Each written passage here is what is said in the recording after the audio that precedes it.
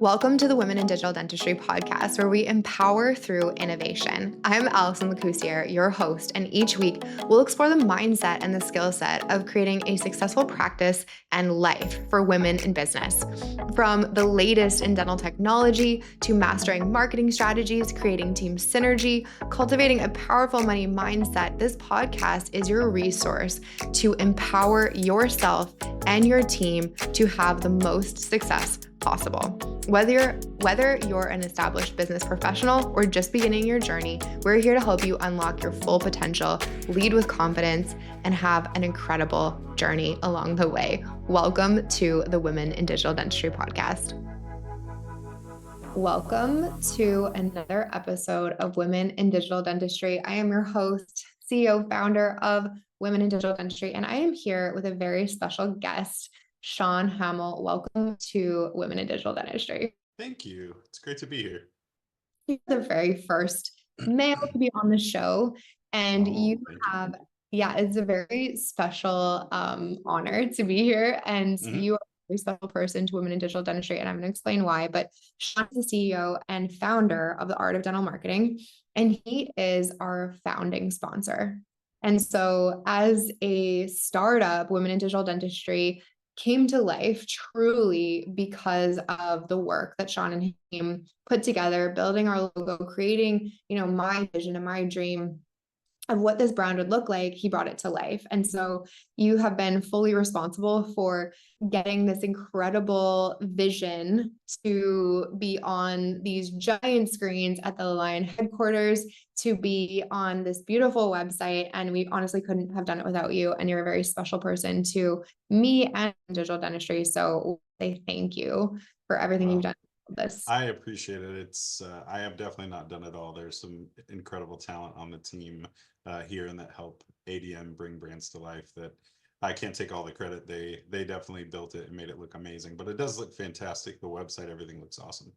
It really does. There's so many compliments about it. And really, like, when we're building something new, it's so important to have that, brand presence to really feel what the brand looks like. And you just did such a fantastic job. So I met Sean through an internal kind of referral of friend, and we just basically ended up talking for like 7 hours nonstop after that, because we share such similar vision, we share a similar value, and we share a similar heart in really taking care of people in the industry and living and operating with integrity. And I think that's one of my favorite things about you, is just like, you believe, you do what you say you're going to do, and you operate with such integrity. But the other thing that I absolutely love about you, and is so important, is how you support women and empower women in our field. And so you've introduced me to no less than a dozen powerhouse women in our industry. And so I want to just kick off the podcast. Like, what makes it important to you as a business owner, as just who you are,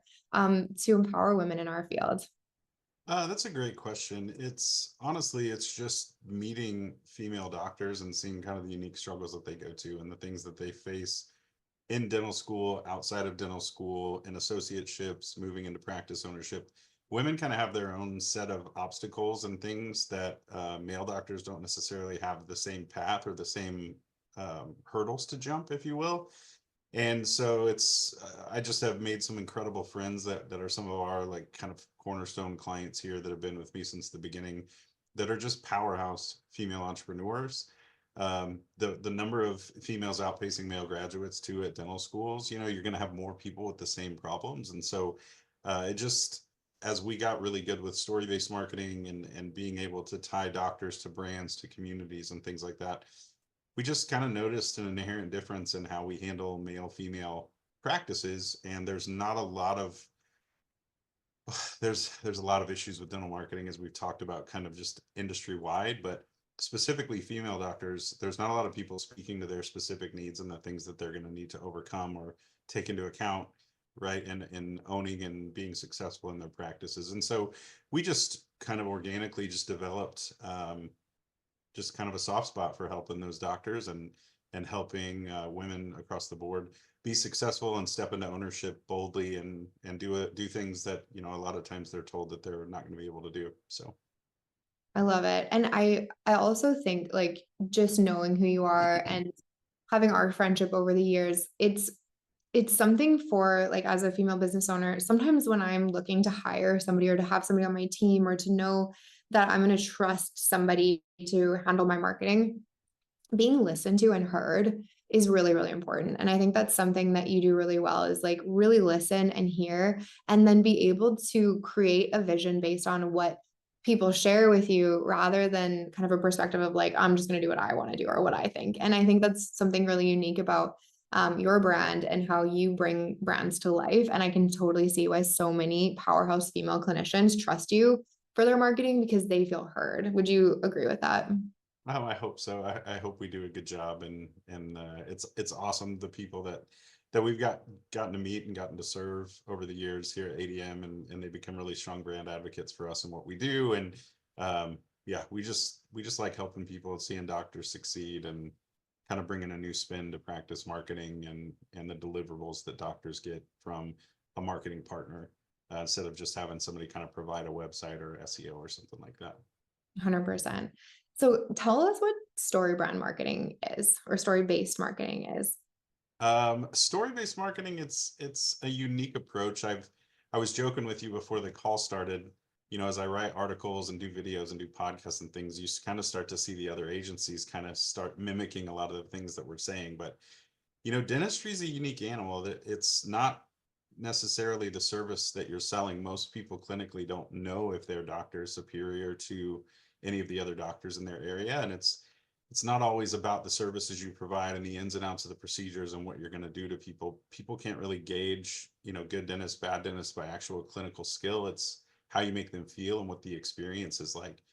And so I grasped onto that concept and really understood it, helping a good friend of mine with his practice almost 10 years ago now. But that's really where my kind of intro to dental marketing started, was helping a buddy of mine figure this out. I had no aspirations to own an agency or anything like that. I was just helping one friend, and just started to really see that the relationships and who he was as a person and how people responded to him and the experience of being his patient. That's really what people gauge good dentist, bad dentist by, and that also is what sells the dentistry, right? Is that approach and who the doctor is. And dental is super unique because you've got a lot of things kind of stacked up against you as a dental clinician in the first place. One is, statistically, most people are afraid of you, which Mm-hmm. there's not a lot of things on earth. When I talk, like a joke, it's like skydiving school, tattoo shops, like dental practices. There's not a lot of stuff that people are afraid of that they willingly Yeah. buy. And so when people are afraid, they come at the buying decision differently than they do when they're like shopping for a car or a TV.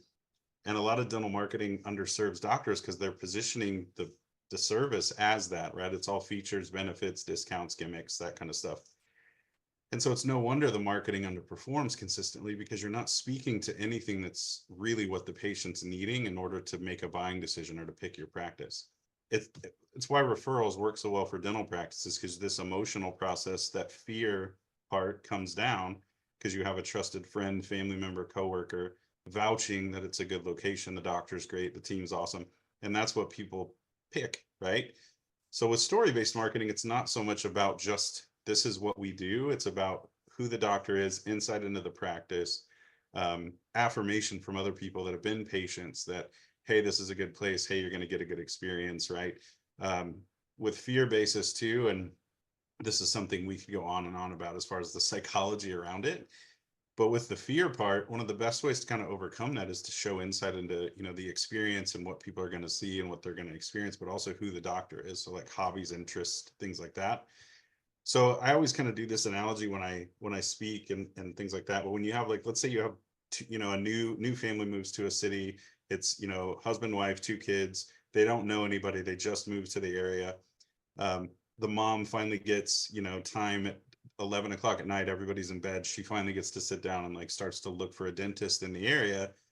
And you have one kind of your standard dental website that's super templated. It's generic. Maybe there's a photo of the doctor in, like, a coat with loops on, and it's all clinical, clinical, clinical. Or you go to another website and there's a doctor, and the first thing you see is a video of him like pushing his daughter on a swing, right? And then you go down, it talks about him being like a football coach, and he's involved in, Boy Scouts, and he does all this stuff with his church, and it goes into who that doctor is, right? Apples to apples comparison, like, who do you think she's going to choose that gets her that understands kids and dealing with kids, where do you think her comfort's going to sit, right? And it has nothing to do at that point with anything clinical based. It's just, where does she get the best feeling that she's going to be a fit? That's kind of story-based marketing at a very, very high, quick example. But that's how we differentiate and how our clients are really successful in terms of beating their competition, because none Mhm. of our competitors really do that to the to the level that we do it, or even in the rhythm that we do it. But it works really, really well because people are statistically mostly afraid, and they don't understand really what they're buying. It's just, can I afford it? Are you going to hurt me? Are you going to hurt the people I care about? Have you hurt anybody else? Mhm. Once you kind of get over those hurdles, it's really easy to convert traffic. I love that. And one of the words that you said that really stands out to me and the women in women in digital dentistry, and like our mission with women in digital dentistry is differentiation. Mm-hmm. How are we differentiating ourselves from, the dentist down the road? How are we standing out? Because in women in digital dentistry, like we believe so strongly in innovation, in Mm-hmm. having the best technology, in caring for our patients in the most comprehensive way. And that has to be demonstrated. And something I always say when I'm talking about social media, it's like you have to like pull back the curtain on like who are you really, Mm-hmm. what you really care about as as a clinical owner, as a clinician, and why does that matter to you? And when you can pull back that curtain and actually show your patients this, then it's really powerful. But it's that piece of going from like the unknown, a patient not like they see your building and they're like, I don't know, Mm-hmm. to being known is all of the marketing and all of the messaging and all of our digital assets, which is hard. It's hard to demonstrate and represent yourself really well. And so what would you say some of the mistakes are that, traditional or typical marketing is doing that really doesn't represent our clinicians in the way that is serving them? That's a great question. Dental marketing itself is kind of problematic just across the board, because you've got, there's, and don't get me wrong, there's good marketers in the game. There are really good dental marketers in the space, but there's a lot of people that really don't have any business being in the space, right? They're really good at selling services to dentists, but if you talk about strategy or why are you doing that, or what's kind of, it's, there's nothing there, right? And so most of the dental marketing is problematic. Like, it's the thing that's causing the symptoms that the practices feel. And because most of the companies out there, they're generic, everything's templated, it's mass produced, everything's hyper clinically focused.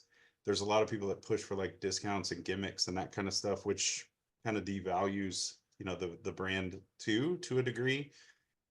But you've just got a lot of inexperience in people. And the only reason I say this is, like, when I started, I was terrible at this. I didn't understand it. It took me time to really understand how to sell dentistry and how to convert traffic. But when you talk about kind of the normal cycle of dental marketing that doctors get locked into, it's kind of, back to that initial example, like a template generic website. There's no differentiation, right? And they all have the same kind of websites and they all say the same things. And so when everybody is in a tight area and we're all saying the same thing and there's no differentiation, then the user, it's price and proximity, like who's cheapest, who's closest to my house, right? So from there, in order, like if you have a practice and I have a practice and we're both saying the same thing, except your website has a picture of you and my website has a picture of me, and that's the only difference for people, um, we have to resort to gimmicks and discounts in order to be competitive, right? We have to race to the bottom, Mhm. which is unfortunate. So the generic marketing leads to discounts and gimmicks, which leads to practices being flooded with these patients that they don't want to see. The people that come in for a special, they don't, if you diagnose, they're not saying yes, they're not going to maybe pay their bill, they're definitely not coming back, they're not going to refer. And it exhausts your team, it depletes resources, the doctors start to get burnout, and it's the cycle that you're in where there's no differentiation. So we have to do discounts and specials that drives in bad patients, and round we go.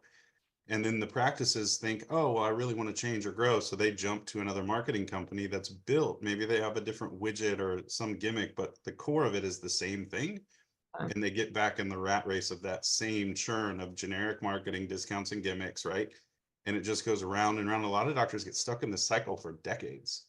And they don't Yeah. understand that they're trying to spin their way out of these problems, but it's the marketing companies not being built in order to really help the practices succeed. that's causing this disease, and then they feel the symptoms and they try to get another marketer who does the same thing, and they just go round and round and round. And it's unfortunate. And the bad part is a lot of the marketers don't understand that they're the ones causing the problems, because they're not built to help the practices really succeed. If you look at Mhm. most practice marketing, and I talked about this at ADOM when got to see you, but a lot of the marketing that's out there, it's hyper focused on visibility. Like, do this to get seen, we're going to spend money, cost per click, SEO, but there's never any talk about, okay, once you get me in front of people's eyeballs, how are they going to pick me? And I talk to doctors about this all the time. It's even if you get to be on page one of the SEO rankings for your area, you still got a 1 in 3 shot of somebody picking you. So it's still only 33% odds. And a lot of docs don't want to do discounts and gimmicks. They just think they have to, because that's all their marketer has as far as strategy to give them in order to get people to pick them. So it's a very pervasive, it's a long, like we could do a whole show just on that. I mean, it's a Yeah. long list of issues of what causes practice marketing to suffer. Um, but at the end of the day, I mean, it's not that difficult to fix it and to turn it around. It's just getting it really clued in on kind of the emotional triggers and needs of patients, getting doctors to understand your marketing is not about you, it's about the patient, whatever their end goal may be. And then just getting these emotional triggers built into the website, like, your ad copy, your social media, things like that, where you're going to get an emotional response from people once you do ultimately get in front of them. Yeah, oh my gosh. It's so much bigger than I even expected when I asked that question. And it really kind of reminded me, like, how do patients choose their dentist? It's through trust. Like, it's through finding the person that they can trust, but also how do dentists choose their marketer? Mm-hmm. It's finding someone that they can trust. And there's almost the same level of lack of information from a patient to picking their dentist. Like, they don't know, from a dentist to picking their marketer, Mm-hmm. because there's so many words. And like, working in social media for so long, I know that I could confuse the heck out of somebody by just some of the terminology that somebody's not familiar with when it comes to social media. And it can sound really impressive and it can sound really great, and yet, if we don't know what we're really looking for or what the strategy or the process is, it could actually hurt us, and in bigger ways than I even expected, after your question. So, if you could give 3 of your favorite tips to the women in our community on, like, the women in our community are just powerhouse doctors, and they are all about digital innovation and technology and freedom. And a lot of them are moms and a lot of them are practice owners, and they want to differentiate. They Mm-hmm. want to stand out. Could you give 3 tips for how they could really, like, be that doctor, like show who they are really on in their digital world? Yeah, great question. I mean, I think a lot of the buying decisions for families, mom's the one making that decision, right? So if you're a mom, that's an edge, that's a marketing edge that you have, that you're welcome to use effectively, and it builds trust with people when you're a mom and they're a mom. There's inherent trust that's built. I mean, me, if I'm on a website and it's just me, or there's a doctor on a website that has kids and they show that they're a mom, and all, who do you think they're going to be more comfortable with, right? At the end of the day, I mean, that comfortability, you can build that without explicitly saying it through using your story, but lean into that. Lean into, if you're a mom, lean into the fact that you're female. Like, a lot of practices have either like male female dynamics when there's more than one doctor, or it's all female. It's a differentiator. It's definitely something unique. Mhm. Second would be really spend time just communicating why you do what you do. That's the thing I think that's missing from most practice marketing. And I know, like, find your why or whatever is like the Simon Sinek cliche. All I mean by that is, when you're like, think about back when you were in dental school and you were like laying in bed at night thinking about your eventual practice and what it was going to be like, and why you went to dental school, why did you become a dentist? Like, that's the stuff that people really want to know, you know? People already know that you're smart. They expect you to be smart. You're a doctor, so you don't have to tell them that you're smart. They understand that you work on teeth. You don't have to tell them the ins and outs of working on teeth. If anything, that's what they're afraid of, and they don't really want to know about that. but lean into just who you are and why you do what you do. What motivated you to be a dentist? What is it about dentistry that you love? What is it about taking care of people and putting your hands in their mouth do you like? Yeah. Um, and then the last thing would be just embrace transparency and understand that statistically most people are afraid of you. And the easiest way to overcome that is to build connection. So if you think about like human beings, the way that we're wired when we're afraid of stuff, we like poke and prod and we look for commonality, right? Like in all the alien movies, when the aliens come, they send the helicopter up with like lights and stuff, right? Because they're trying to build connection. You Mhm. can do that too by highlighting like hobbies, interests, who you are. Um, document, especially if you live in the same place where you practice, like document things that you're doing in the community, small businesses that you frequent, right? That kind of stuff's huge. Get you in front of audiences. It shows reciprocity, but it also builds comfort where people understand that you work on teeth and it's like, like I don't really like, I don't like going to the dentist. But if it's, hey, I play piano or I'm into photography or whatever, like put that out in the community with people being afraid of you. You can build a connection with them. And a lot of docs, when I say, if you think about your favorite patients, you guys have a lot in common that has nothing to do with the dentistry, right? And everybody shakes their head. So just build on that, because the beauty of it is you're breaking the fear basis down, but all those people that you're connecting with, like say you play piano and one of your patients plays piano, a lot of people's friends, they have things in common with their friends. So it spider webs out where you have people that's like, oh yeah, I went to Dr. So and so. Did you know that she's like a concert pianist? Like, isn't that crazy? That's how you start to really build. And it sounds really easy and it sounds kind of like that's too simple, but it really is that easy. A lot of stuff that marketers sell doctors, it's overkill. It's just trying to kind of make a quick profit. Again, there's no strategy. Dentistry is the only profession I've ever seen where the marketing companies literally are like, here's your website, here's your SEO, here's your reporting, call the 800 number if you need us, don't bother us. Yeah. And it's like, this is a relationship business that's proximal. So you have businesses that are in communities that have very different levels of education, lifestyle, income level in pockets all around them. Like you can't just set it and forget it. So we do really extensive ground marketing with our clients on top of just websites and all that stuff too.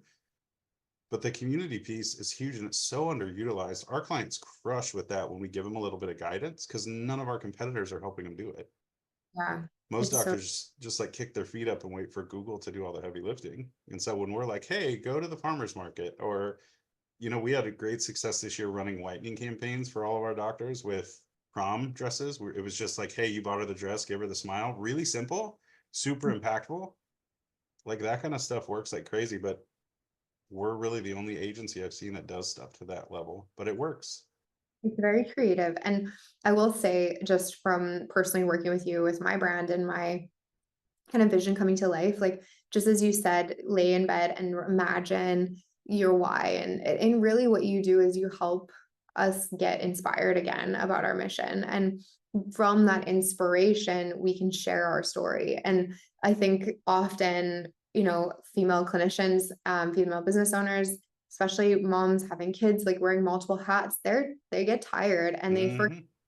And so having that partner to remind you, and you've reminded me this 1,000 times, like, why do you do what you do, Allison? I like leave our calls like fired up, ready to go and take on the world again. Like, is this a Love it. licensing session or is this a marketing session? I don't know. It works both Love ways.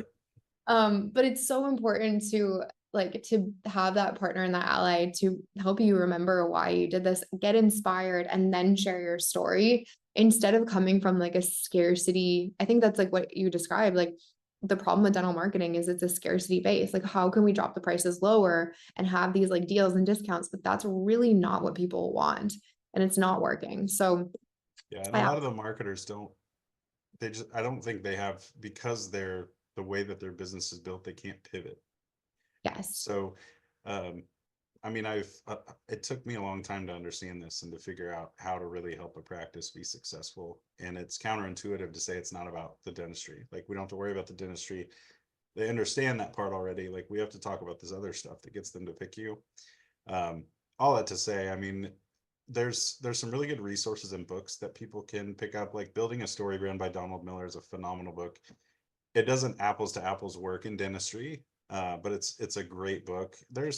find your why. That Simon Sinek book is good. Um, use Chat GPT if you need to get a book summary, because busy people, it's hard to read books, but a lot of people overuse those terms. Like you probably see story-based storytelling. I see it too everywhere. But again, nobody can really tell you what that means. It's some people, it's like buy a videography package or buy a photography package, or hey, we're going to do story-based marketing. Okay, like what does that mean? Oh, it just means that we're going to communicate to your patients what it is that you do. Mhm. That's not going to work. Like the more we talk about teeth, the more they're going to tune out. So Mhm. just because somebody uses some buzzwords and keywords that are going around doesn't mean that there's necessarily like the value there. No, that makes total sense. And I feel super protective. Like I started a social media marketing agency because I was angry about Mhm. people. I remember this story. Yeah, people come into the industry and I feel like they take advantage of dentists. And coming as a dental assistant and office manager, that my job was to gatekeep the practice. And I was frustrated and upset with how many people were really feeling, I felt like they were getting taken advantage of Mhm. within marketing process. And so I'm grateful for organizations and people like you who get it, and you build relationships with the people that you work with.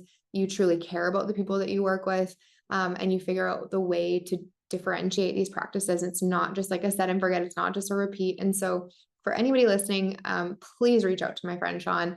Even if you don't decide to work with him, have a conversation with him, because he's a worthwhile person to know.